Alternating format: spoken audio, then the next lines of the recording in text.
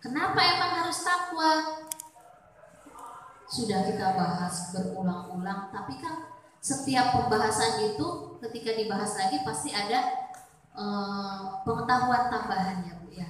Wa may yattaqillaha yaj'al lahu makhraja. Barang siapa yang bertakwa kepada Allah, maka Allah akan memberikan jalan keluar kepada orang tersebut.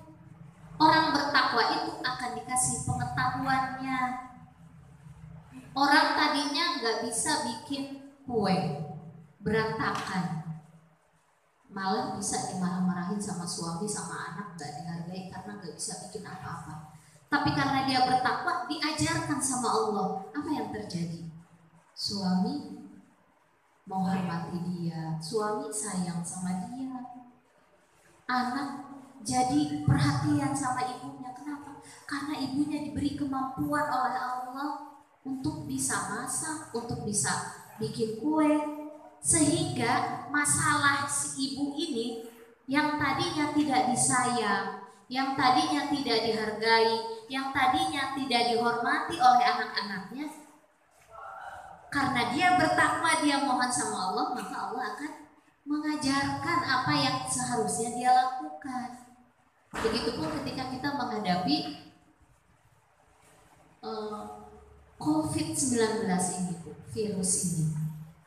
Ini masalah yang terkecil. Belum Allah menumpahkan gunung-gunung.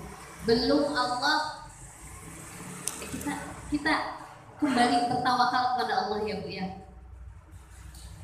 Belum Allah membuat gempa bumi yang mengakibatkan likuifikasi. Likuifikasi itu Bu, hanya beberapa rumah yang disisakan oleh Allah. Selebihnya hancur sehancur-hancurnya.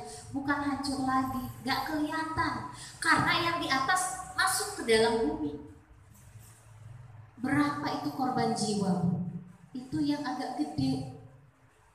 Kalau virus kan nggak seperti itu, nggak dihancurkan sehancur-hancurnya kan, kena tapi sembuh lagi yang banyak, kena sembuh lagi yang banyak.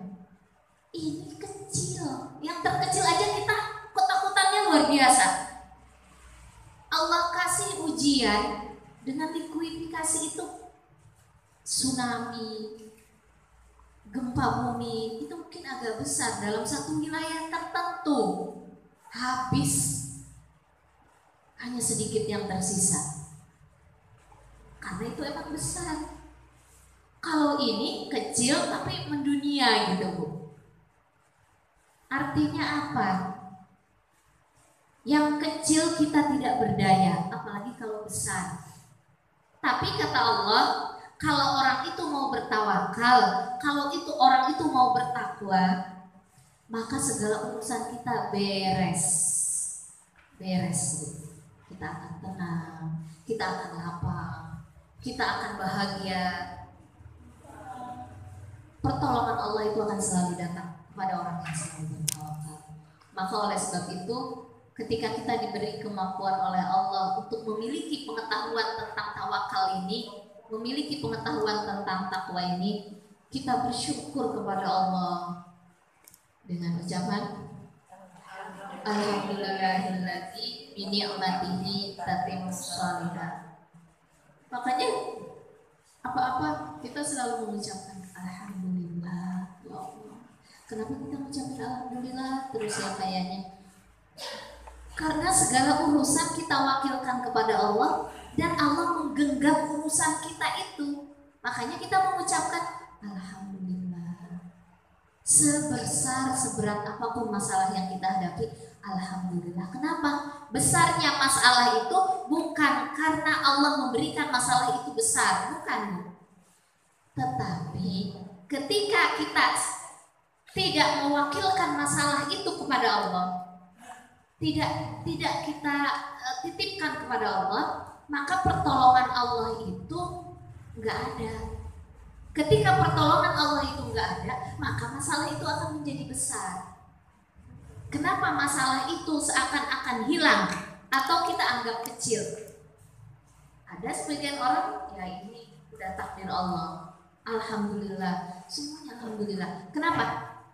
Karena ketika dia mewakilkan masalah itu, dia serahkan kepada Allah, maka Allah menolong dia. Diambil tuh masalah, digenggam tuh masalah sama Allah. Kemudian dia dilapangkan oleh Allah dadanya, hatinya. Dikasih pengetahuan di dalam hatinya.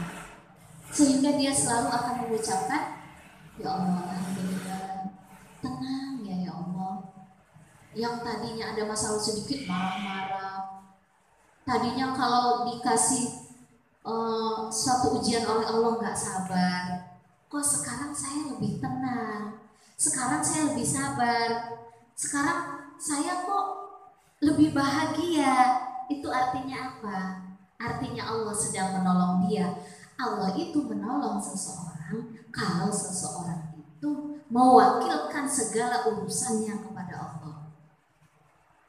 Ditolong nggak Bu sama Allah kalau kita, sama orang kaya contohnya, kalau kita punya masalah kita diem aja, ngomong kagak, minta tolong kagak, datang ke orang itu juga enggak, padahal orang itu bisa nolong kita, ditolong nggak Bu? Enggak. Maka satu-satunya jalan supaya ketika ini masalah besar bagi kita ya Bu ya, bagi Allah itu virus kecil, tapi bagi kita besar. Gimana supaya nggak besar itu masalah? Bagaimana Ibu cerita di dalam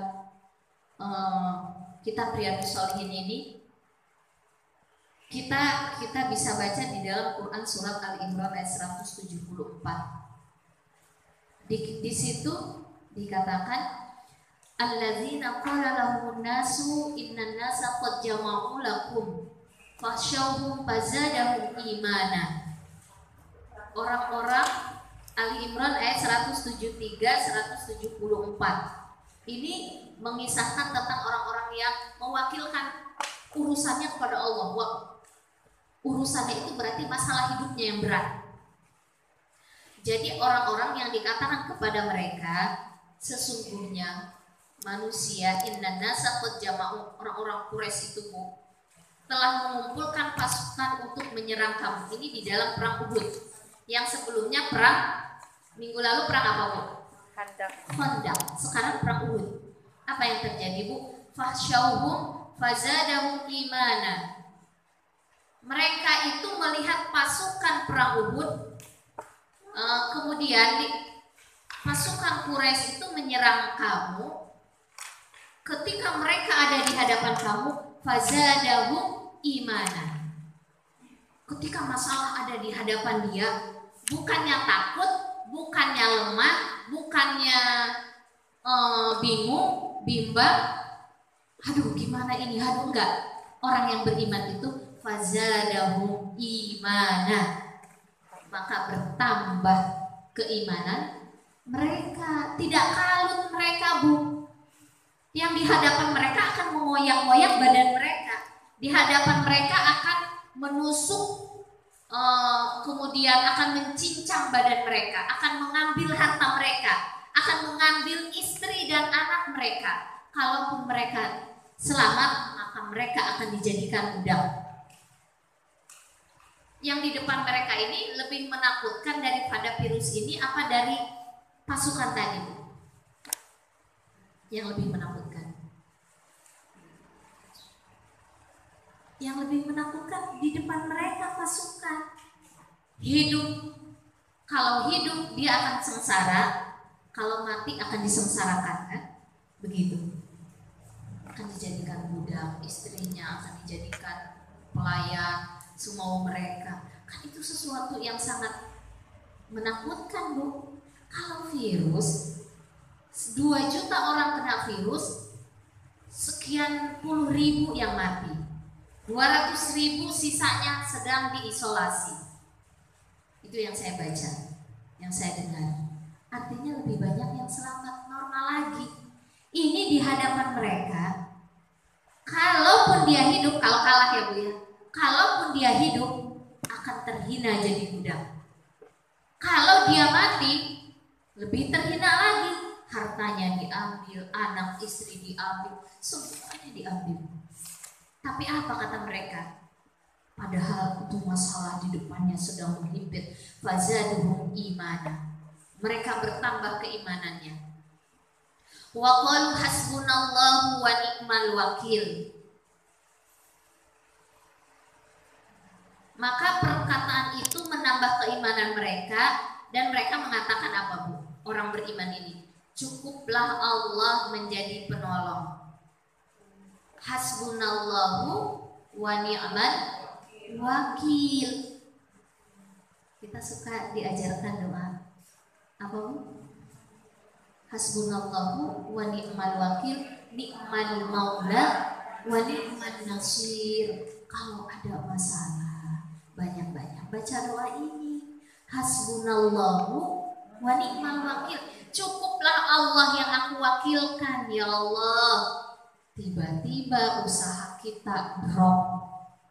Tiba-tiba anak kita kena COVID, penyakit atau diri kita. Hasbunallah wa ni'mal wakil. Ini kata-kata orang yang beriman. Cukuplah Allah yang aku titipkan segala urusanku, aku wakilkan. Fanqalabu bi ni'matin minallah. Selanjutnya, ketika seseorang sudah mewakilkan, sudah menitipkan urusannya kepada Allah, apa yang terjadi? Maka mereka kembali dengan kenikmatan dan karunia yang besar. Fanqalabu bi ni'matin minallah wa fadlin, dan keutamaan. Lam tamsushum su'un, mereka tidak mendapat bencana apa-apa, Ibu. Kalau kita mewakilkan urusan kita kepada Allah, ini yang akan dijanjikan oleh Allah. Kita tuh orangnya tawakal, kita tuh orangnya takwa. Apa yang akan diberikan oleh Allah? Fanqalabu bi ni'matin minallahi wa fadlin. Mereka di hadapan mereka Allah berikan kenikmatan, Allah berikan keutamaan, dan tidak akan mengenai mereka bencana apapun. Wattaba'u ridwanallah, dan mereka mengikuti keridhaan Allah, dan Allah adalah zat yang mempunyai karunia yang besar. Jadi, Bu, ini kan ceritanya di perang Uhud. Kaum muslimin itu di perang Uhud hampir kalah. 70 orang meninggal dunia waktu itu. Ini sejarah. Nanti ulangin. Ada perang Uhud, ada perang Khandaq. Nanti akan cerita tentang sejarahnya Rasulullah. Saya sudah mengarahkan beliau. Belum datang. Itu kita harus tahu sejarah Rasulullah. Ini hikmahnya. Ketika 70 orang itu sudah ada yang meninggal, kemudian pasukan yang lain selebihnya pada kena, ada yang tertusuk tombak kakinya, badannya, tangannya, ada yang matanya, ada yang mungkin hilang kupingnya. Pokoknya dilihat sepintas oleh manusia di perang Uhud itu kalah, Bu. Tetapi belum kalah. Kenapa? Jadi ketika umat muslimin dalam keadaan lemah, ditinggal oleh kaum Quraisy, kaum kafir Quraisy. Ditinggal tuh pasukannya udah lemah nih, pasukannya Muhammad, ayo kita pulang. Kaum muslimin dalam keadaan lemah, tapi keimanan mereka tetap kuat sama Allah. Kita tuh belum kalah selama belum mati, gitu. Istilahnya begitu, Bu. Kalau belum mati kita belum kalah. Ada Allah. Apa yang terjadi, Bu? Benar, Bu. Keyakinan umat muslimin kuat, walaupun dalam keadaan lemah, tapi dia hatinya bergantung kepada Allah. Apa yang Allah berikan kepada mereka. Itu tiba-tiba kaum kafir Quraisy yang ribuan orang pulang ke Mekah, ditinggal itu pasukan yang lemah, enggak dibunuh. Rasulullah juga enggak dibunuh, Masya Allah. Ketika dalam perjalanan ada sebagian orang mengatakan begini, di tengah perjalanan, kenapa ya enggak kita bunuh mereka? Kalau mereka sehat lagi, mereka akan berkembang lagi. Mereka akan bisa mengalahkan kita nanti kalau pasukan mereka umat Muhammad itu menjadi kembali kuat. Oh, kalau gitu kita balik lagi. Ketika mereka punya perasaan seperti itu dan ada perasaan penyesalan yang dalam di pertengahan jalan, siapa yang ngasih penyesalan itu? Dan siapa yang membuat dia tidak menghabiskan seluruhnya? Allah, pertolongan Allah buat kita.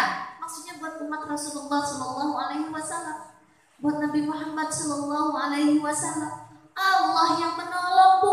Kenapa Allah menolong? Karena keimanan para pasukan kita, pasukan yang mengikuti imannya seperti imannya Rasulullah Shallallahu Alaihi Wasallam. Apa yang terjadi? Ketika mereka mengatakan Nabi Muhammad itu lemah, Allah memberikan ilham kepada Rasulullah Shallallahu Alaihi Wasallam. Apa tuh? Rasulullah berpikir begini, kan apa yang terjadi pada diri Rasulullah? Nah, beliau itu kan orang yang paling tawakal ya beliau. Beliau itu orang yang paling takwa. Kalau orang yang paling tawakal, orang yang takwa itu, Bu, pola pikirnya, hatinya, semuanya Allah yang memberikan ilham. Kata Rasulullah, mereka akan kembali ke sini. Karena mereka pasti akan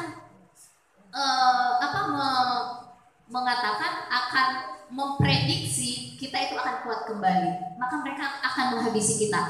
Bagaimana supaya mereka tidak kembali kepada kita? Karena kita lagi lemah, kata Rasulullah. Rasulullah bikin strategi baru. Apa kata Rasulullah? Pasukan yang sedang lemah, yang ada yang kena tombak, ada yang ini, kejar mereka. Ada yang sehat juga, tapi sebagian kecil yang sehat, karena emang hampir kalah, Bu.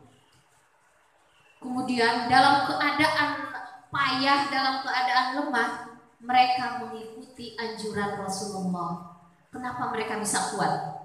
Kembali lagi, padahal masalah berat, dalam keadaan lemah, badan terkoyak-koyak. Bu, saya mendengar ceritanya ini. Kenapa sih mereka bisa kuat? Kembali lagi di atas, karena mereka bertawakal kepada Allah. Mereka menang itu tidak dengan santai-santai akan ada Allah. Mereka nggak begitu. Mereka ada usaha yang maksimal. Dalam keadaan punya daya sedikit tadi, tetap mereka berjuang gitu. Maka Allah memberikan kemenangan. Emang harus ada perjuangan dari kita, Bu. Jangan santai-santai. Nggak bisa kita cuma, saya kan sudah bertawakal, saya sudah sholat, saya sudah minta sama Allah, saya sudah zikir yang banyak, tapi nggak keluar nyari duit, tapi nggak ngarahin, nggak ngedidik anak. Saya udah tawakalin sama Allah, nggak bisa begitu. Ini pasukan yang lagi lemah pun akhirnya mengejar. Ini sambil cerita, sambil kita ambil ibroh ya, Bu ya. Ketika dikejar, pasukan kafir Quraisy melihat, wah ternyata pasukan Muhammad ini masih kuat. Nggak usah balik lagi. Kalau kita balik lagi percuma, nanti pasukan kita banyak yang akan mati, cedera dan lain sebagainya. Ya sudah, kita pulang aja.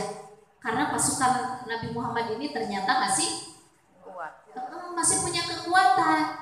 Padahal segitu-gitunya, Bu. Kenapa? Kata Allah di dalam ayat Al-Quran, saya pernah membacanya, kam min fi'atin qalilatin ghalabat fi'atan katsirah. Betapa banyak, kam min fi'atin qalilatin, betapa kalian itu jumlah kalian yang kecil, kam min fi'atin qalilatin, qalilah itu kan sedikit ya, ghalabat fi'atan katsirah, kalian itu bakal menghancurkan orang-orang yang banyak. Kekuatan yang besar, kamu kecil, kamu tuh bakal menghancurkan, bakal mengalahkan, bakal menang menghadapi kaum yang besar, kata Allah. Karena pertolongan Allah. Yang penting kalian beriman, bertawakal, takwa sama Allah. Benar, Bu. Akhirnya mereka pulang, kaum muslimin tidak jadi dihabisin. Apakah karena usaha mereka? Enggak, bukan usaha kalian, kata Allah.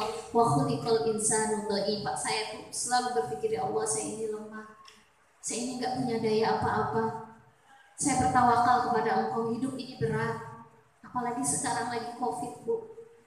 Bentar-bentar beritanya ada tetangganya meninggal, bentar-bentar beritanya ada saudaranya yang kena, belum lama lagi meninggal lagi.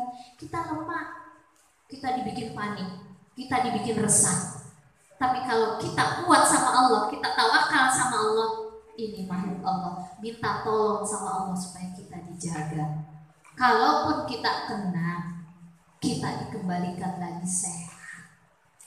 Kalaupun diambil oleh Allah, kita dalam keadaan berserah diri, bertawakal, nanti akan, kalau kita sudah ini, insya Allah hidup kita itu akan bahagia dunia dan akhirat. Itu ceritanya, Bu. Itu ayat Allah di dalam Al-Quran, pelajarannya buat kita.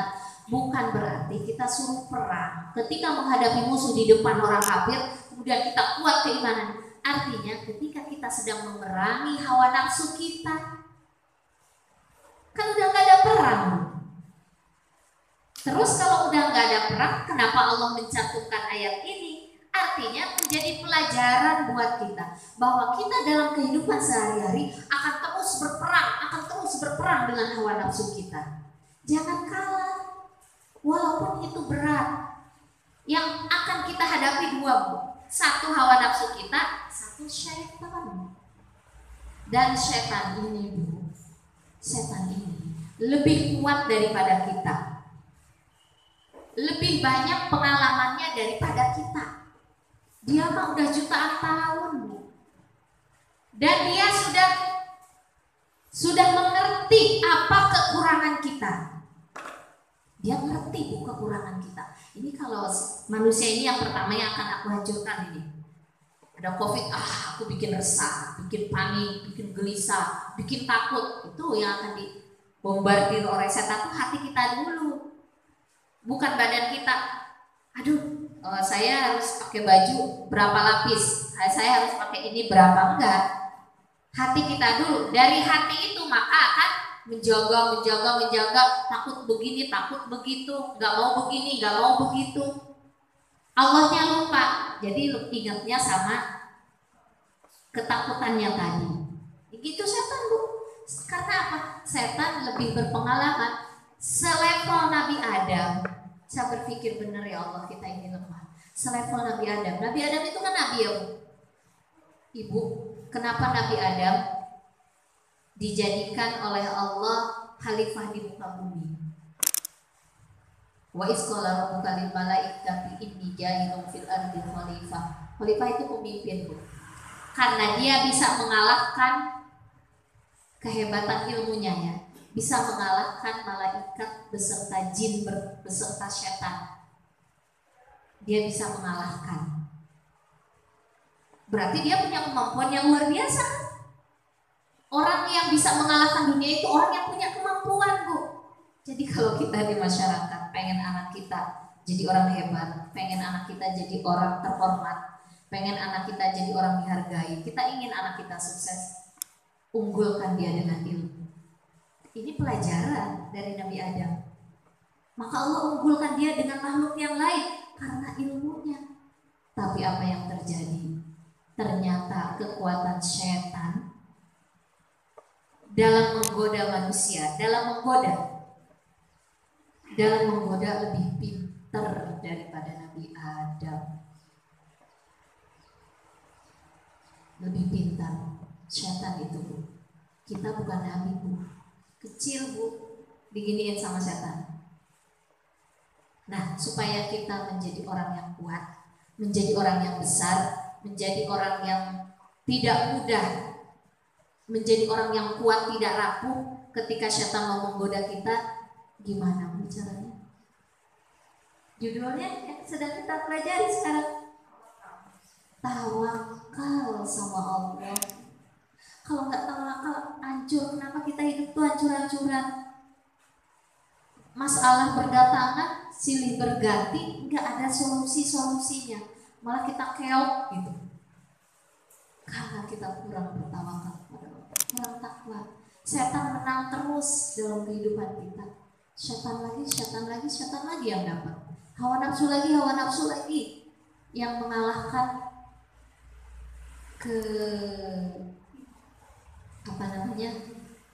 cahaya di dalam jiwa kita. Kalau jiwa kita bercahaya, Bu, jiwa kita itu harus sering dibersihkan supaya Allah memberikan kemampuan, supaya Allah menolong kita untuk menghadapi dua musuh ini. Satu hawa nafsu kita, satu setan. Bagaimana? Jiwa ini harus bersih. Jiwa ini harus bercahaya. Caranya apa? Kebanyakan kita lebih banyak mencuci badan kita, mencuci fisik kita, tapi hati kita, jiwa kita kurang kita bersihkan, kurang kita mandiin. Gimana Bu cara memandikannya? Cara membersihkannya? Banyak zikir, banyak bertaubat kepada Allah.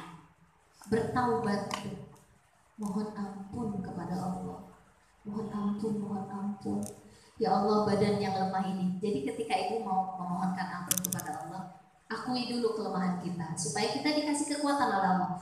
Ya Allah, badan yang lemah ini, kemampuan yang tidak berdaya ini, hamba mohon pertolonganmu ya Allah. Di tengah malam ibu bangun dan berkomunikasi sama Allah, minta Bu. Selama ini kita cuma astagfirullahaladzim. Itu pun kadang-kadang gak dimaknai. Itu pun kita nangis bukan karena Allah, nangisnya karena peliknya masalah hidup, nangisnya karena suami, nangisnya karena anak, bukan karena Allah nangisnya. Betul gak Bu? Ini pengalaman saya. Kadang-kadang kita nangis, ya Allah, nyesek banget, tapi kurang minta tolongnya sama Allah, tawakalnya sama Allah, bertobatnya sama Allah. Enggak. Yang diingat makhluk di pikiran kita, netesnya air mata kita itu karena makhluk, karena anak kita, karena suami kita, karena tetangga kita, karena orang tua kita, karena mertua kita. Itu yang diingat, menetes air mata. Ya Allah, sakit hati banget ya Allah, enggak dihargai.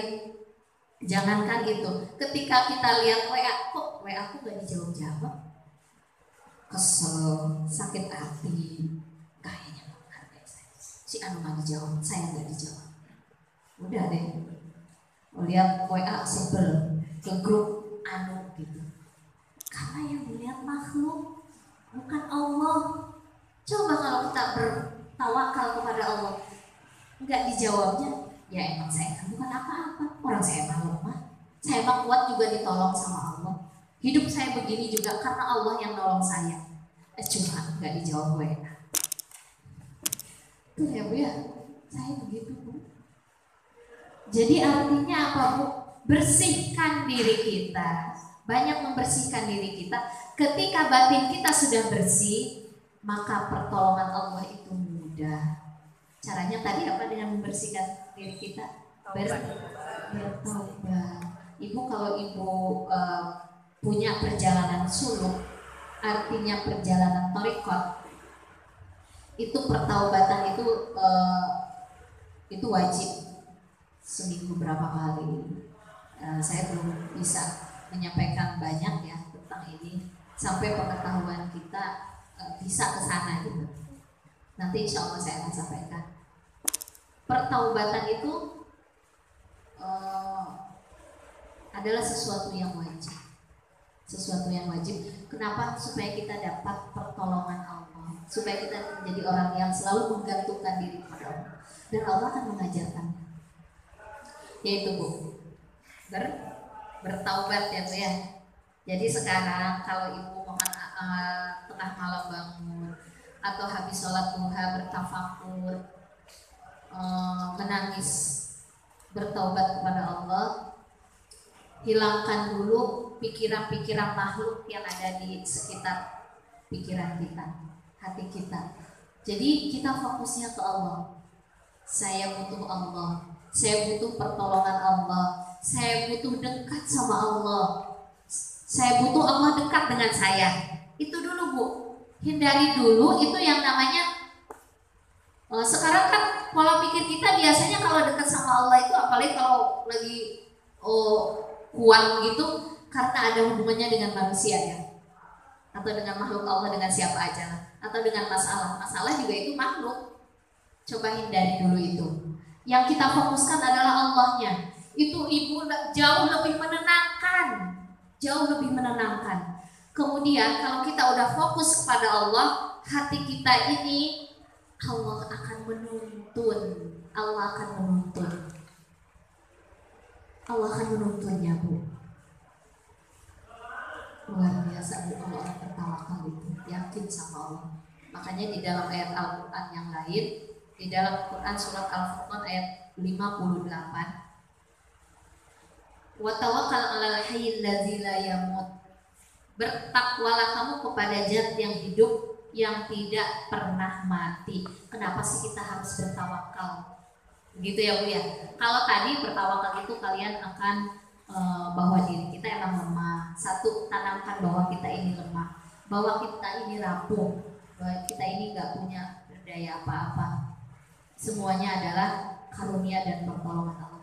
Tapi yang selanjutnya, kenapa sih kita harus bertawakal, gitu ya? Yang akan dibahas adalah sifat Allahnya dan sifat kita. Insya Allah nanti saya akan teruskan minggu depan. Tapi saya akan tambahkan dulu sebentar. Jadi, Bu, kenapa kita bertawakal kepada Allah? Wa tawakkal 'alal hayyil ladzi la yamut. 58. Kenapa sih kita harus kayaknya enak deh kalau kita ini Al-Furqan ayat 58, 56, 57. Ayat berapa itu ya? 25 atau 48? Ada ayatnya. 57. Oh ya, wa tawakkal 'alal hayyil ladzi la yamutu wasabbih bihamdi. Dan serahkan, titipkan urusan itu kepada zat yang maha hidup. Pertama, Allah itu maha hidup. Kemudian yang tidak mati, wasabbih bihamdi, dan bertasbihlah dan bersyukurlah kepada Allah. Wa kafa bihi bidzunubi ibadihi khabiran bi ibadihi bihi bidzunubi ibadihi khabiran. Jadi begini, Bu. Kenapa kita harus bertawakal kepada Allah? Karena Allah itu zat yang maha hidup. Kenapa kita harus bertawakal? Kalau kita tidak bertawakal, sekecil apapun masalah hidup kita, maka akan menjadi berat.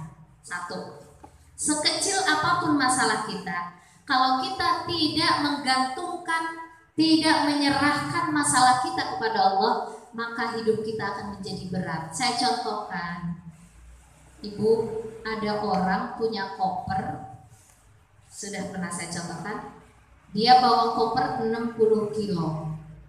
Isi kopernya si A, si B bawa koper cuma 20 kilo, naik tangga ke atas. Udah gitu si koper itu rodanya patah. Yang berat yang mana, Bu? Yang 60 apa yang 20 kilo? Kenapa?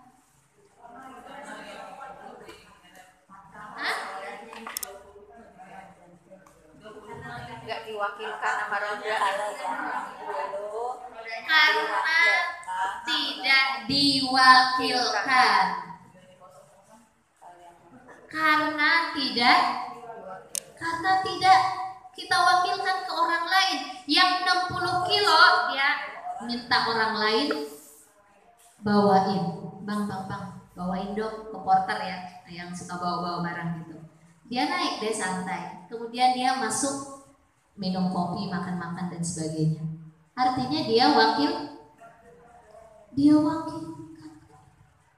Padahal koper dia lebih berat daripada koper yang nomor 2. Koper yang nomor 2 isinya 20 kilo, tapi dia naik ke atas dipikul sendiri, nggak ada rodanya lagi patah. Berat, dia datang ke atas ngos-ngosan. Kata orang, kenapa bang? Aduh, ngeluh sana, ngeluh sini. Pulang ke rumah badannya pegel-pegel, nggak bisa kerja, masuk angin. Udah dipijit sana, pijit sini. Kenapa? Sakit kepala, badannya ringkih.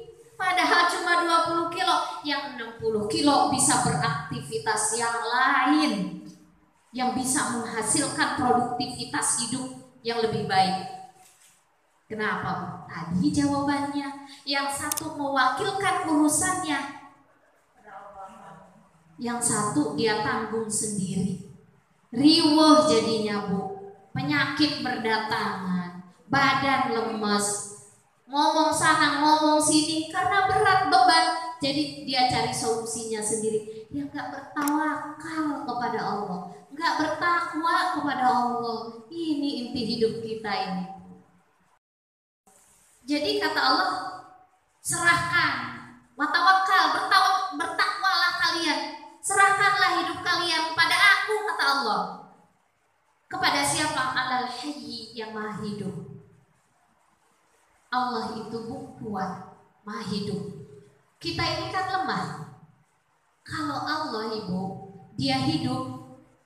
Siang dia memperhatikan kita, sore dia memperhatikan kita, malam dia perhatikan kita, pagi dia perhatikan kita. Coba kalau kita manusia bu, ada nggak yang sanggup kerja pagi bikin kue, siang bikin kue, habis pesanan yang pertama bikin pesanan yang kedua, habis pesanan yang kedua pesanan yang ketiga sorenya, habis pesanan ketiga pesanan malam, tengah malam dia bikin lagi buat pagi, habis pagi pesanan lagi. 1 kali 24 jam aja bu, dia terus-terusan dalam 24 jam. Ada yang sanggup nggak seperti itu?